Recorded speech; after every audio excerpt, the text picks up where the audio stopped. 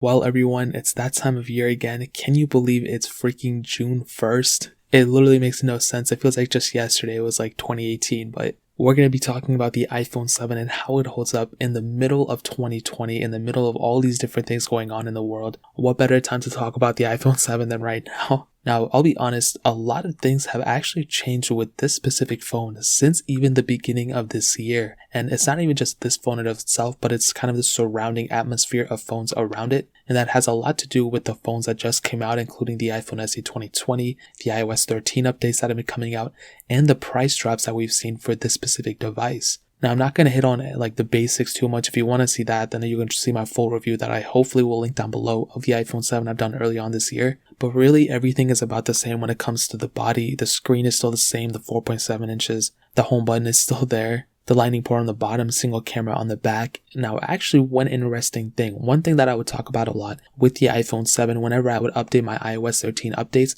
would be that almost every single time I would get into a boot loop and I would have to factory reset my device. These last several versions of iOS 13 updates, I would say since like February, I really haven't had that issue happen, which is really good. That was a humongous software issue I was having with both my iPhone 7s and on occasion my iPhone 7 Plus as well. And since February, I really haven't had that issue. So I don't know if Apple did something specifically for the iPhone 7. Maybe they did, maybe they didn't. But that was a really big thing. So that's been a huge improvement for me personally.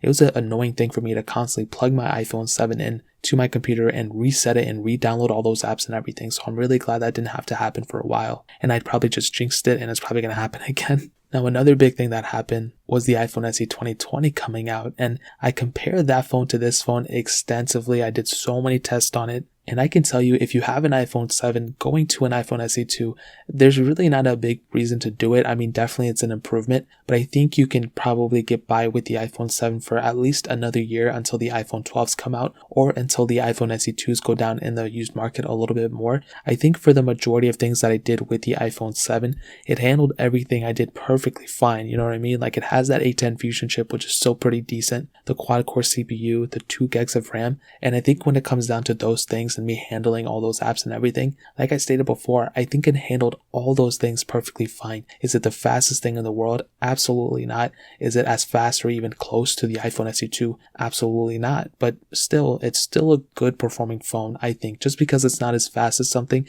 doesn't mean it's a slow phone by any means. And even in the middle of 2020, in the middle of all these things, I think the iPhone 7 still kind of holds up in terms of the performance standpoint. Now, it's not fast, it's not great, but it's good enough for a lot of people, I think, out in the used market. Now, another big thing that's happened with the pricing structure of it is that, this phone doesn't cost what it used to cost early on this year. So around that January timeline, we had the iPhone 7s, the base models, selling for about $170 to about $180, and the top tier 256 gig model selling for about $220 to $230. Well, as of this point right now, the median price of these specific iPhone 7s, they're about $150 to $160 for the base model and about $180 to $190. So they definitely have gone down in value quite a bit, and they actually went down quite a bit when the iPhone SE 2s came out, but then they kind of shot back up a little bit. I'm assuming people wanted to buy them or they were selling a lot more iPhone 7s. So prices have continued to go down a lot for these iPhones, which is really cool. So the iPhone 7 might actually be a better pickup as of right now because it's cheaper than early on this year. And if you watch my early on 2020 reviews,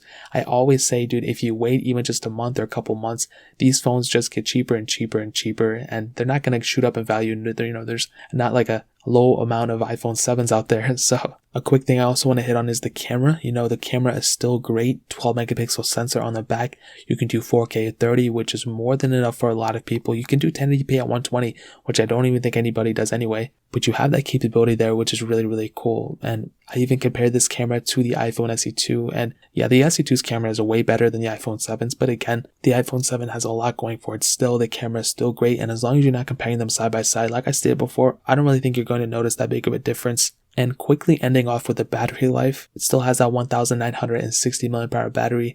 I haven't really had any of those random battery shutdown errors either. Now, on my white iPhone 7 with the pink bag, I don't know why the rose gold one, it has a hard time charging. I'm not really too sure why. It's always been like that, but it went like 3 months with it being good. And then randomly, I think the last 2 months, it's been like randomly weird. It's like not charging fully or it takes way too long to charge. I'm not really too sure why. I'll have to look into it, and it's not that 80% charging thing that's within iOS 13. I already enabled and disabled that, and that wasn't the issue, so it might just be a hardware issue probably, but ultimately what I can tell you is a lot of things have changed surprisingly for a phone like the iPhone 7 since its initial release, or even my initial review of it in 2020. A lot of those iOS 13 updates cleaned out the software so far, the new iPhones coming out, the price drops, all that stuff, and I can tell you, even though the iPhone 7 has its fair share of problems, I still think it's a pretty decent pickup in 2020. I flip-flop back and forth, but I'll go ahead and leave one of these linked down below on Amazon. If you want to pick one up from there, you can get it from there and help support the channel at the same time. But that's really pretty much it.